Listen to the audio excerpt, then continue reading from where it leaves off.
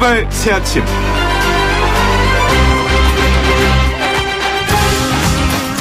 이번 주부터 7명의 장관급 후보자 가운데 5명의 후보자에 대한 청문회 일정이 시작됩니다.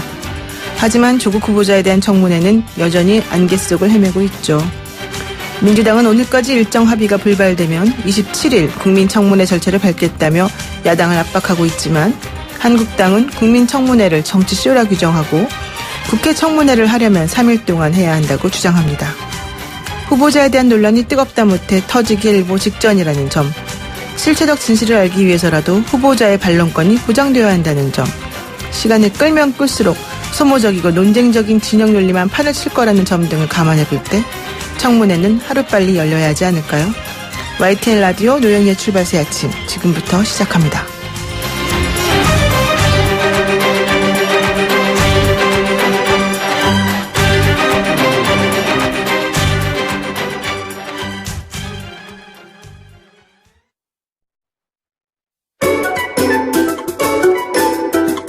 출근길 뉴스 정리해주는 친구 뉴스봇. 마냥 달콤한 벗은 아니죠. 쓴소리도 할 줄 아는 벗, BUT입니다. 이종훈 시사평론가 함께하죠. 안녕하세요. 네, 안녕하세요. 네, 독도 방어훈련 이름이 동해 영토 수호훈련으로 이름이 바뀌었어요? 네, 그렇습니다. 오늘까지 실시하는 건가요? 어떻게 되는 겁니까? 그렇습니다. 예. 원래 지난 6월에 독도 방어훈련을 실시를 하려고 하다가 이 한일 갈등의 대화적 해결 이런 것들을 고려해서 좀 연기를 했죠. 네. 그런데 이번에 이제 한일 군사정보보호협정 지소미아 종료 선언을 했고 그 사흘 만에 이제 전격 실시에 들어간 겁니다. 명칭은 동해 영토 수호 훈련으로 변경을 했어요. 이건 약간 수위 조절을 한 것처럼 보입니다. 그 반면에 훈련 규모는 2배 이상으로 키웠어요. 해군 7기동 전단이 처음 참가를 했고 작전 지역도 이 독도를 비롯해서 울릉도 전역으로 이제 확대를 했습니다. 어제 이어서 오늘까지 이제 실시를 하는 거고 당연히 이제 일본 정부는 반발을 하고 있습니다. 주한 일본 대사관이 우리 외교부에 항의를 했고 일본 외무성 아시아 대양주 국장은 우리 주일 한국 대사관 차석공사에게 또 전화로 항의를 했다고 하고요. 우리 정부는 명백한 우리 고유의 영토다라고 하는 점을 다시 한번 강조를 했습니다. 네, 그렇군요.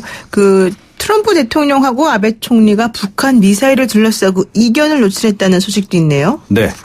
이 프랑스에서 지금 G7, 그러니까 주요 7개국 정상회담이 지금 열리고 있는 중인데 이제 과정에서 트럼프 대통령하고 아베 총리가 단독 정상회담을 가진 겁니다.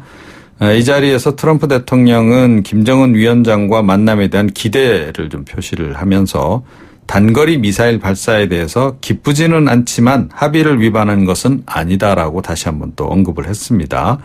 그 반면에 아베 총리는 유엔 결의 위반이라고 규정을 해서 역시 좀 시각차가 있는 게 아닌가 이런 이제 분석들이 나오고 있습니다. 트럼프 대통령은 미일 정상회담 직전에 한미훈련에 대해서도 완전히 돈 낭비다라고 생각을 한다라고 얘기를 했고 그래서 이번에 변경된 훈련을 한 것이다라고 언급을 했습니다. 우리 쪽에 대해서도 계속 좀 압박을 하는 것 같고요. 네. 또 우리의 지소미아 파기 결정 부분에 대해서 논의는 없었다라고 지금 보도가 나오고 있긴 합니다. 그런데 실제로 없었는지 여부는 조금 더 지나보면 이제 확인이 될 것 같고요. 그 대신에 아베 총리에게 중국이 수입을 중단한 옥수수를 수입하도록 강력히 요구한 것으로 또 전해지고 있습니다. 일본은 그 옥수수를 모두 살 것이다. 이런 발언을 또 남겼네요.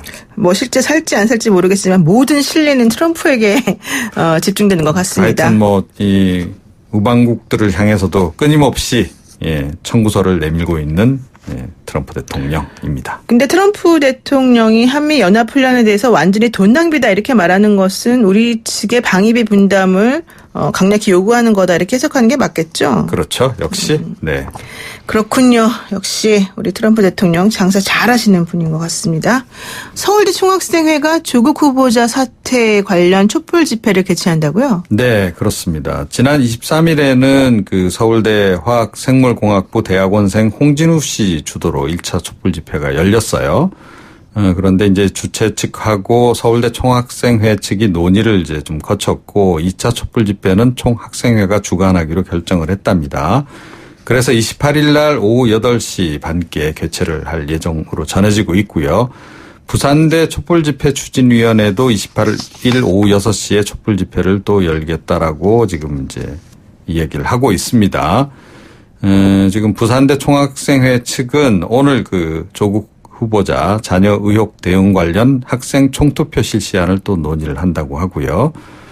이런 속에 대한병리학회 쪽에서는 조 후보자 딸이 제1저자로 등재된 그 논문을 직권 철회하는 방안을 검토 중이라는 보도도 나오고 있습니다. 대한의사협회 중앙윤리위는 이르면 오늘 단국대 장영표 교수에게 출석 요구서를 보낼 예정이다라고 또 보도 나오고 있고요. 조국 후보자는 어제 아이 문제는 불철저하고 안이한 아버지였다면서도 개혁 임무 완수를 위해 어떤 노력이든 다 하겠다라고 정면 돌파 의사를 내비쳤습니다. 하지만 누리꾼들 사이에서는 아이 문제에 오히려 너무 철저했던 것이 문제 아니었느냐 이런 지적도 나오고 있습니다. 네, 어찌됐건 오늘 오전에 조 후보자는 검찰 개혁을 비롯한 2차 정책 발표를 한다고 하고요. 아울러서 정의당이 보낸 그 소명 요청서와 관련해서 오늘 오후에 이 청문회 준비단 측이 직접 정의당 지도부를 찾아서 소명을 할 것으로 알려지고 있습니다. 그 조국 후보자가 아이 문제와 관련해서 사과한 거는 어제가 처음이 아니었나요? 그렇죠. 그런데도 전혀 반응이 없나요? 가짜 뉴스다. 네. 그러니까 이 자녀 입학 관련한 얘기는 모두 가짜 뉴스다라고 이야기를 해왔었죠. 네. 그런데 어쨌든 이렇게 썩 분위기가 반전되는 것 같지는 않네요. 네, 오늘 여기까지 듣겠습니다. 고맙습니다. 네. 네, 지금까지 이종훈 시사평론가와 함께했습니다. 아침을 시작하는 슬기로운 방법. 오늘 내게 이로운 뉴스. 노영희의 출발 새 아침 슬기로운 인터뷰.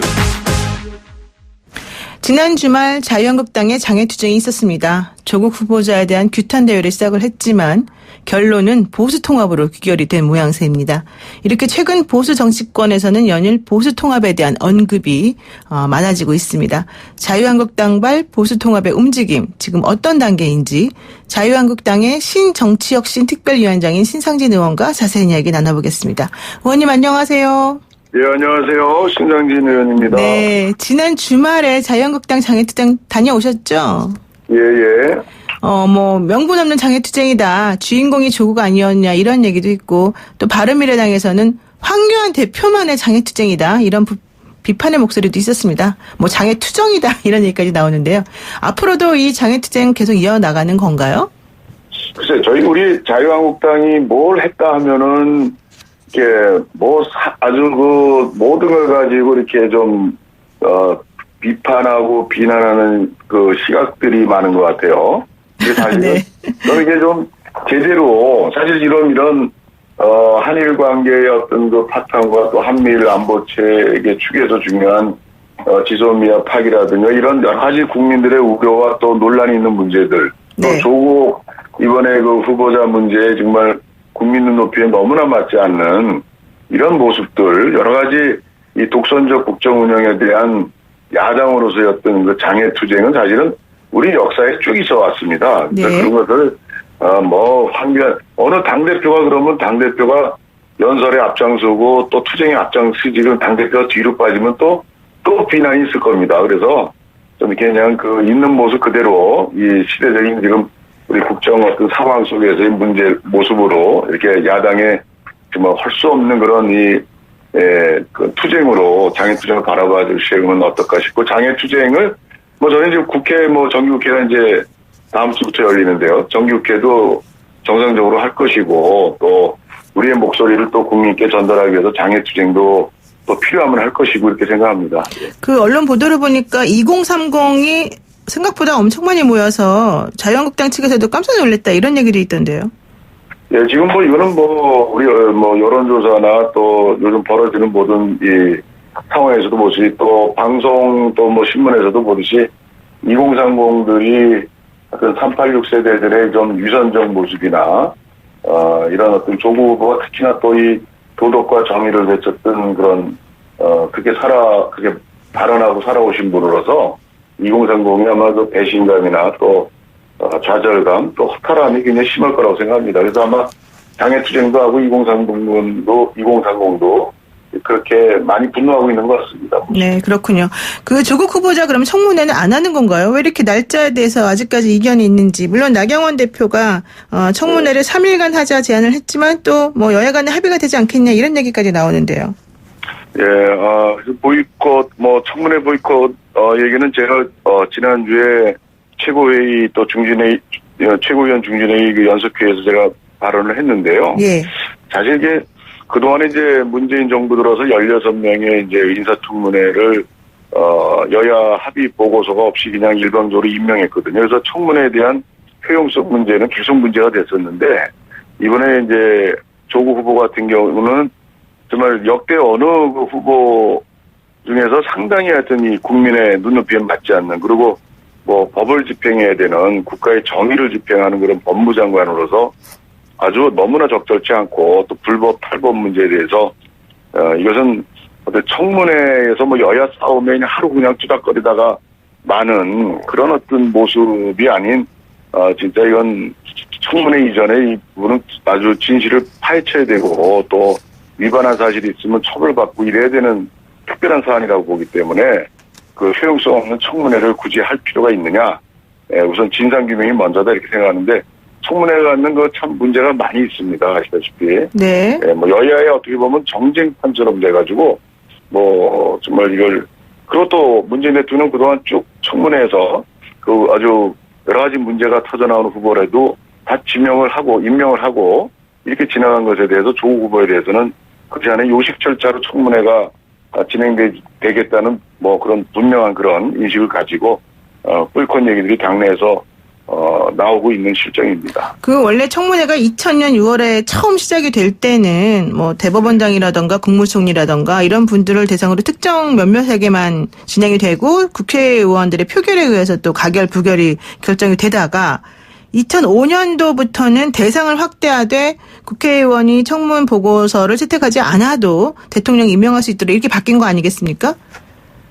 예, 그 청문 보고서는 사실 그건 어떻게 보면 형식이고요. 네네. 국민 눈높이에 맞춰서 후보자가 뭐 도덕적인 정책적인 그런 자질과 능력을 갖췄느냐 이런 것을 이제 좀 아주 까발겨 보고서 부적절하면은 이제 임명을 또 안 하는 네. 이런 식의 청문회가 돼야지 이거 한번 그냥 하루 뭐 여야 서로 뭐 정쟁적으로 싸우다가 그다음에 또 며칠 지나면 또 대통령께서 임명을 하고 이런 것은 청문회 사실 이런 청문회는 있을 필요가 없지 않겠나 싶습니다. 네, 의원님께서는 청문회법도 좀 바꿔야죠. 의원님께서는 청문회를 통과하지 못해도 어차피 대통령이 임명을 강행할 수 있기 때문에 만약에 조국 후보자를 임명하면 대통령 하해 투쟁을 하겠다 이런 입장을 밝히시기도 했는데 이게 여전히 유효한 겁니까?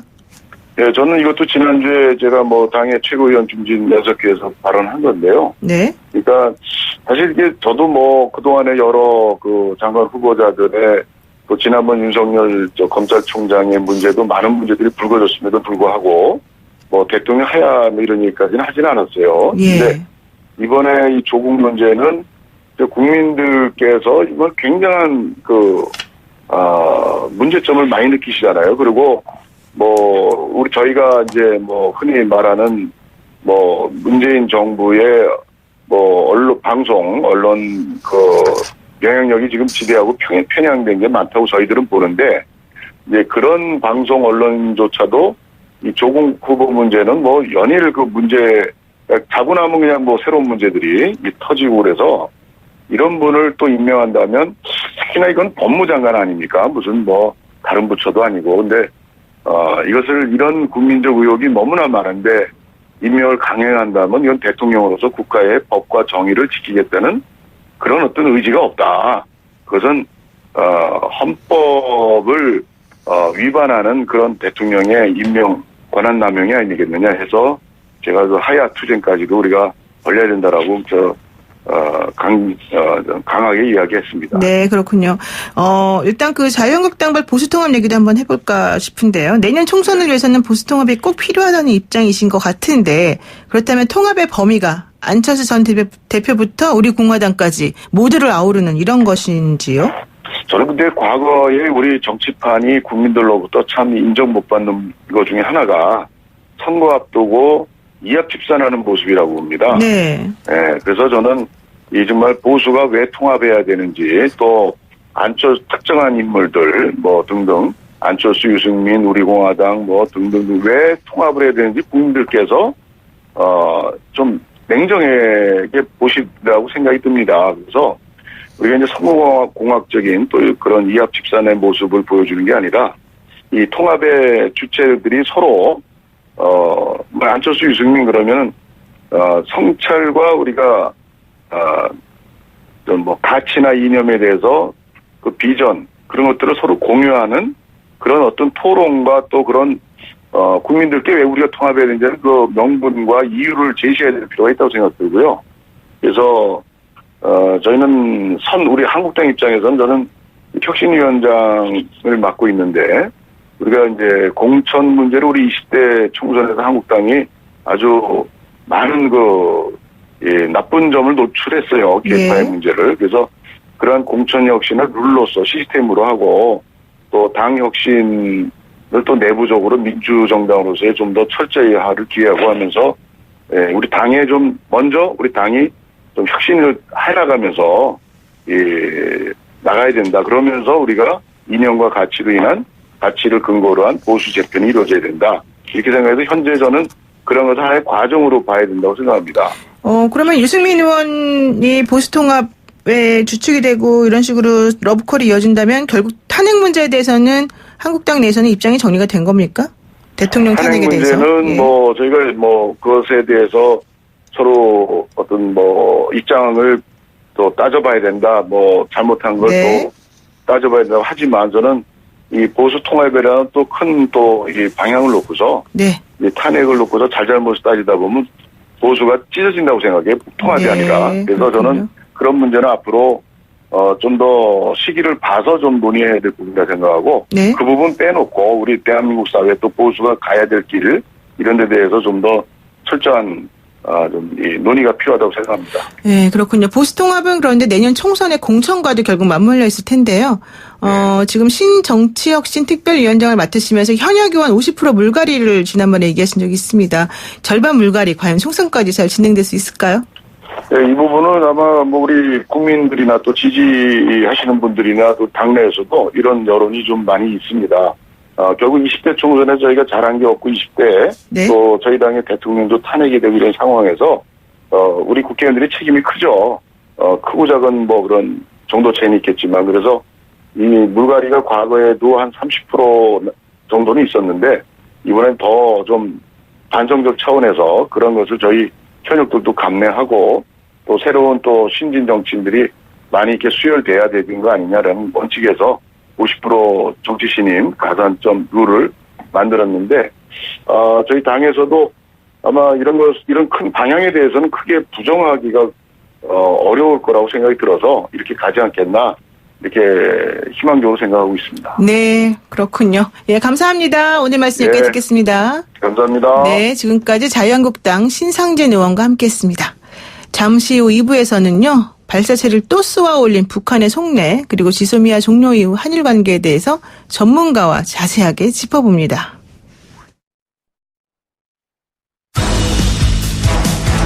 친절한 시사, 시원한 통찰, 노영희의 출발 새 아침, 슬기로운 인터뷰.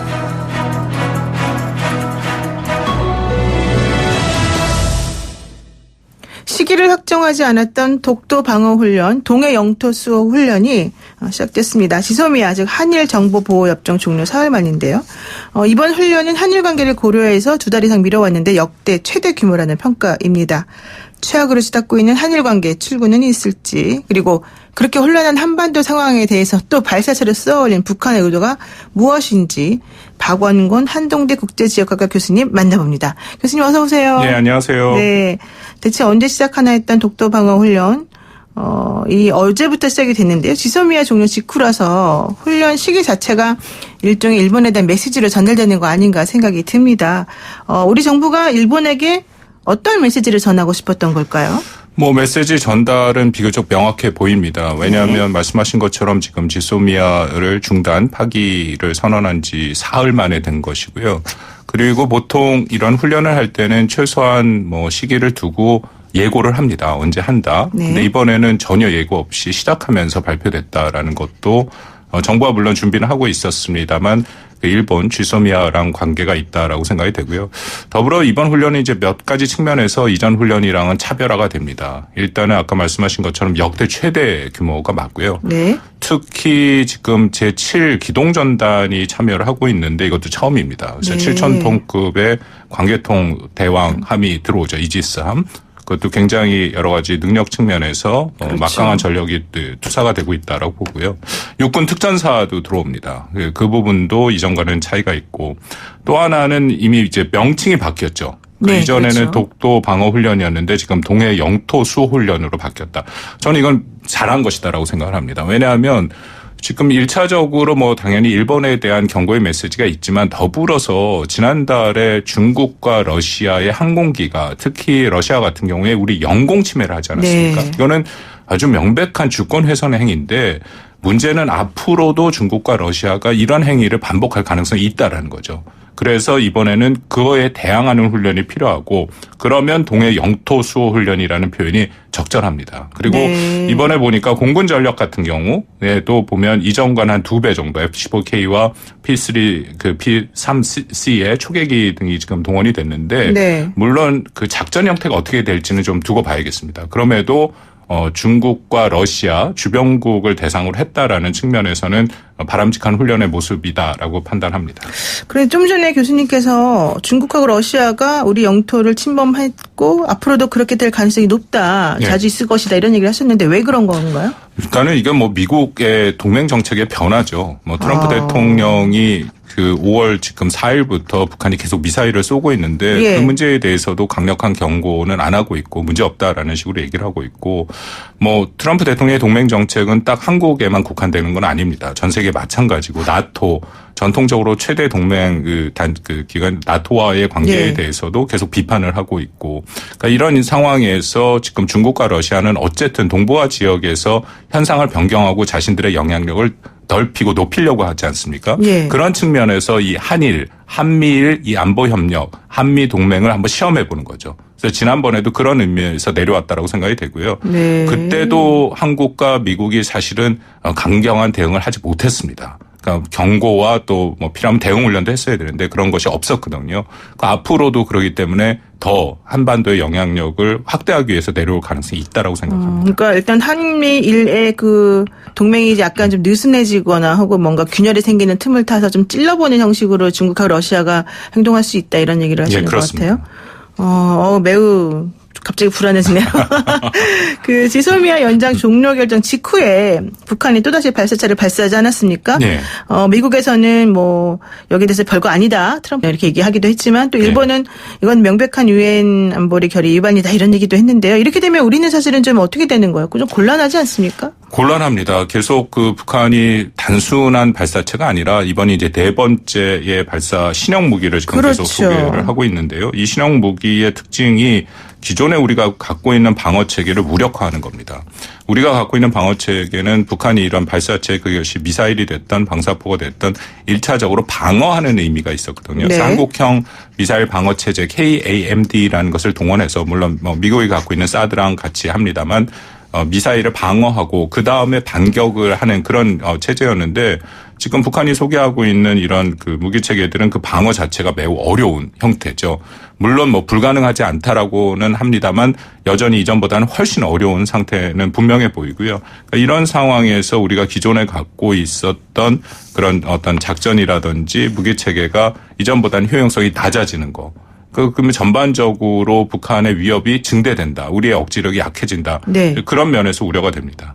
근데 우리 정부 너무 참는 거 아니에요?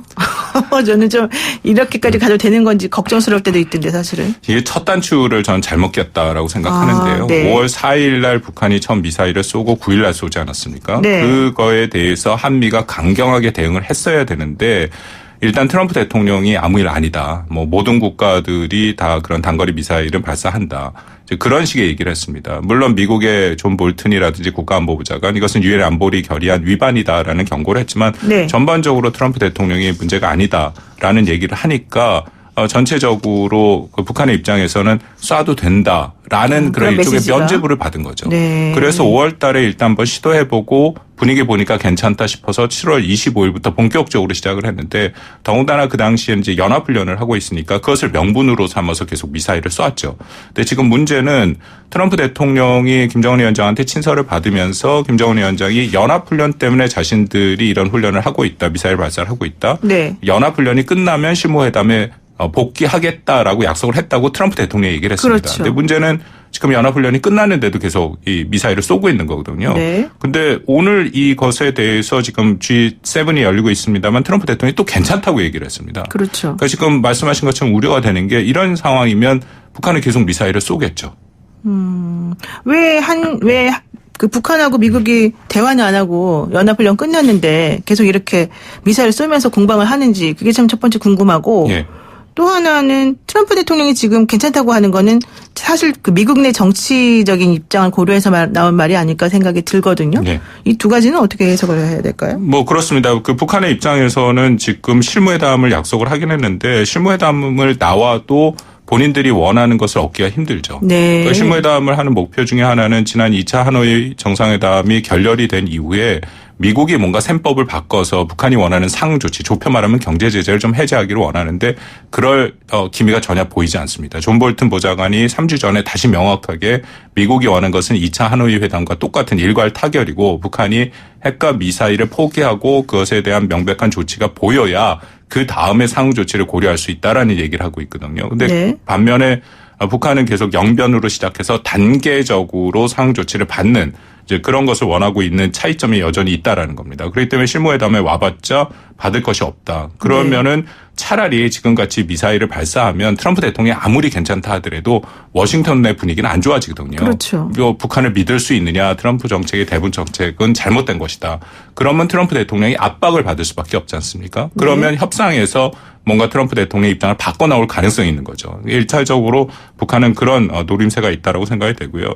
트럼프 대통령은 괜찮다고 계속 얘기를 해야죠. 왜냐하면 지금 이미 대선전에 들어갔습니다만 이 대선전에서 자신이 가장 내세우고 있는 외교 정책 중에 하나가 북한을 관리하고 있다라는 거거든요. 그렇죠. 북한이 자신이 그 회담을 시작한 이후에는 핵과 장거리 미사일 발사 실험을 하지 않기 때문에 미국 본토에 대한 위협이 없다라고 얘기를 합니다. 그러니까 근데 지금 북한이 하고 있는 것이 일종의 위협이다라고 얘기하면 자기 모순에 빠지고 또 뭐 야당이라든지 그 외부에서는 비판의 목소리가 커질 수밖에 없거든요. 그러니까 그런 것을 관리하는 차원에서 여전히 회담의 문을 열기 위해서 지금 그런 입장을 보이고 있다라고 생각합니다. 우리가 이제 보고 그 바다에 사는 보고, 네. 보고는 누가 건드리거나 외부에서 위협이 오게 되면 잔뜩 몸을 부풀려가지고 엄청나게 무시무시한 그런 힘을 가진 것처럼 이렇게 일부러 보이게 한다지 않습니까? 네. 지금 북한이 그런 거 아닌가 좀 생각이 들기도 하는데요. 네. 어쨌든 이번에 그 북한의 미사일 발사 소식 관련해서 일본의 태도가 또 사실은 생각보다 좀 생뚱맞다 그래야 될지 예. 저는 좀 그렇게 느꼈는데 그 일본이 우리 정보를 무시하지 말아라. 지소미아 니네랑 파기하면 한국의 손해다 뭐 이런 메시지를 전하려고 이런 태도를 보인 거 아닐까 생각이 들면서도 한편으로는 우리한테 또 군사 정보를 또 요구했다는 말이 있지 않습니까? 예. 어떻게 봐야 됩니까? 뭐 발표 시점을 놓고 일본이 먼저 발표를 했다 하는데 뭐 우리 정부가 정보력이 없는 것은 아니죠. 발표는 그렇죠. 언제 발표하느냐보다는 정확하게 어떤 미사일을 북한이 어떻게 쐈느냐를 확인하는 것이 중요한데 뭐 일본도 당연히 지소미아가 파기된 후에 일본 내에서도 이것이 일본의 안보에 뭔가 부정적인 영향을 주는 것 아닌가라는 네. 그런 여론이 있으니까 그렇지 않다라는 걸 보여주기 위한 그런 정치적인 셈법이 있었다라고 생각이 되고요. 근데 좀 한 가지 우려되는 것은 사실 지금 말씀을 우리 나누면서 약간 웃었던 게 중요한 것은 이게 별로 중요치 않은 일에 지금 힘을 뺀다라는 네, 생각이 네. 들거든요. 바로 중요한 그거죠. 것은 이 북한의 미사일을 쏘면 이건 한국과 일본 둘 다에 대한 위협입니다. 그러니까 힘을 합쳐서 그 문제를 해결하고 또 그 문제를 확인하는 작업이 있어야 되는데 지금 다른 것에 힘을 빼는 것에 좀 아쉬움이 있습니다. 물론 이 모든 것의 시작은 일본이죠. 일본이 먼저 한국의 역사적인 문제, 그 배상 문제를 갖고 안보로 믿을 수 없다라고 얘기를 하면서 경제보복을 해갖고 이런 결과가 와긴 했는데 뭐 전반적으로 좀 아쉬움이 있습니다. 지소미아 종료 결정 이후에 일본에서도 우리가 좀 첫 단추 잘못 깬 거 아니냐 이런 또 자성의 목소리가 조금 있다고 하는데 네. 앞으로는 사실 조금 태도를 좀 바꿨으면 좋겠다라는 생각이 갑자기 드네요. 네. 그런데 트럼프 대통령은 지소미아 연장 종료에 대해서도 행정부가 보여줬던 뭐 실망이다 이런 태도하고 좀 다르게 문 대통령은 나의 좋은 친구다. 한국에서 무슨 일이 일어날지 지켜보자. 뭐 이렇게 밝혔다는데요. 트럼프 대통령은 이런 식으로 계속 태도를 취하는 게 우리 아까 좀 전에 말했던 그 정치적인 입장을 고려한 그런 것 때문인가요? 트럼프 대통령은 매우 다른 셈법을 할 수 있습니다. 그래요? 셈법이 달라요? 미국 같은 경우에 공식 입장은 이제 국무부 국방부에서 다 나왔죠. 강한 우려를 표현하고 실망했다. 네, 실망했다. 그리고 이것은 동북아에 대해서 우리 정부가 오판하고 있다. 한미 동맹에 부정적인 영향을 준다. 이것이 미국의 전통적인 반응입니다. 왜냐하면 지소미아가 문제가 되는 것이 한일 간의 문제였다면은 우리가 당연히 명분상 파기하는 게 맞죠. 네. 뭐 일본이 우리를 믿을 수 없다는데 우리가 어떻게 고급 정보를 서로 공유합니까? 근데 문제는 이 지소미아가 체결되는 모든 과정 그리고 지소미아의 효용성을 가장 중요시하는 것이 미국이다라는 거죠. 그래서 미국에서 그런 반응이 나온 것이고, 근데 트럼프 대통령의 셈법이 다르다는 게 전통적으로 미국의 일반 그 안보 전문가들이나 정부 입장에서는 지소미아가 파기되면 한미일 안보 협력이 훼손된다라는 생각을 하는데 그렇죠. 트럼프 대통령은 다른 셈법을 가질 겁니다. 왜냐하면 트럼프 대통령이 전통적으로 전략적 이해를 별로 중요시하지 않거든요. 네. 오히려 한일 간의 갈등이 있고 그렇다면은 이것을 또 뭔가 기회를 이용해서 미국이 어떻게 이득을 얻을 수 있는 그 계산을 지금 하고 있다라는 네. 생각이 들거든요.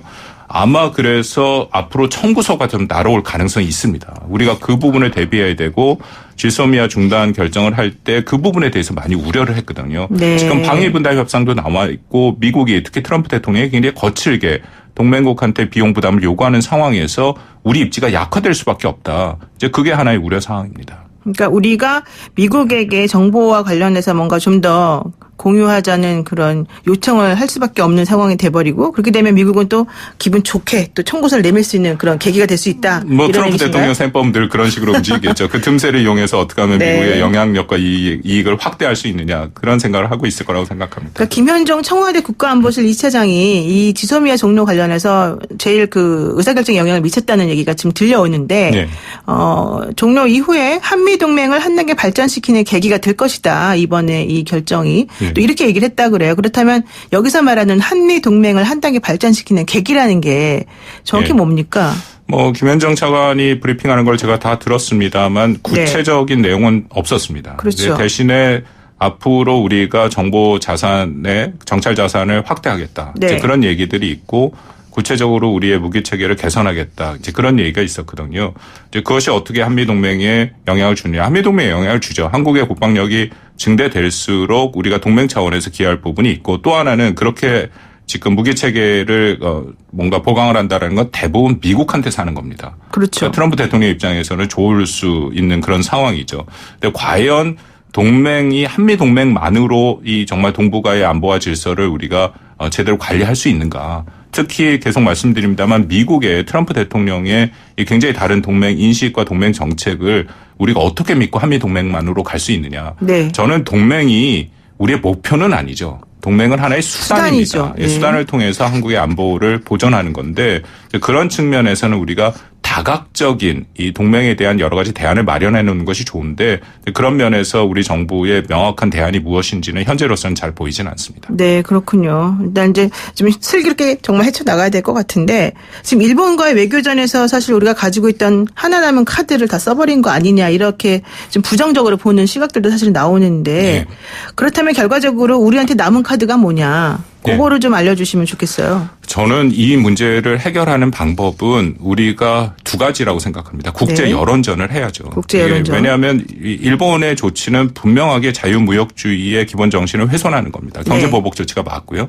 비관세 장벽을 올린 것이죠. 이것은 국제 규범을 해치는 거기 때문에 우리가 국제 여론전을 해야 되고 또 하나는 일본의 아베 신조 내각이라는 게 우익 수정주의 내각입니다. 거기에 네. 반대하는 목소리도 적지 않아요. 그럼에도 제가 우려하는 것이 백색 국가의 한국을 제외하는 여론조사를 해봤더니 일본 국민의 60% 가까이가 거기서 찬성을 했거든요. 네. 그러니까 우리가 왜 거기서 찬성이 나오느냐를 명확하게 분석하고 아베 신조에 반대하는 그런 일본 사람들과의 공감대를 형성하는 게 매우 중요합니다. 네. 그렇게 정밀하게 우리가 정책을 해야 그래서 공감대를 형성해서 결국 아베 신조 내각의 이런 경제보복 조치가 잘못됐다라는 것이 일본 내에서 퍼진다면 결국 우리가 원하는 그런 경제보복 조치가 철회될 가능성이 높아지죠. 네, 그렇군요. 최악이라고 해도 과언이 아닌 한일 관계 양측의 출구 전략이 있는지 사실은 지금 살펴봐야 될 시간이 됐습니다. 네, 오늘 말씀 여기까지 듣겠습니다. 고맙습니다, 교수님. 감사합니다. 네, 지금까지 박원곤 한동대 교수와 함께했습니다. FM 94.5MHz YTN 라디오 노영의 출발 새 아침. 잠시 후 3부에는 경제 박뉴스 준비되어 있습니다. 최근 원금 대부분을 잃을 처지에 놓여 있는 해외 금융 파생 결합 증권 상품에 대해서 투자자들 대부분이 60대 이상의 고령 투자자였다는 사실이 밝혀지면서 좀 논란이 되고 있습니다. 자세히 알아볼 거고요. 여의도 촌철살인 오늘은 여야의 품격 있는 논객 두 분, 더불어민주당 민병대 의원, 자유한국당 김영태 의원 모셨습니다. 기대하셔도 좋을 것 같은데 여러분들이 사실은 단문 50원, 장문 100원에 문자 보내주셔야 됩니다. 샵 0945, 우물정 0945로 문자 보내셔서요. 양쪽 의원님들께 하고 싶은 말 혹은 질문하고 싶으신 말씀 있으시면은 적극적으로 의견 개진해 주세요. 저희가 아주 잘 전달하겠습니다. 8시 뉴스 들으시고요. 8시 10분에 돌아오겠습니다.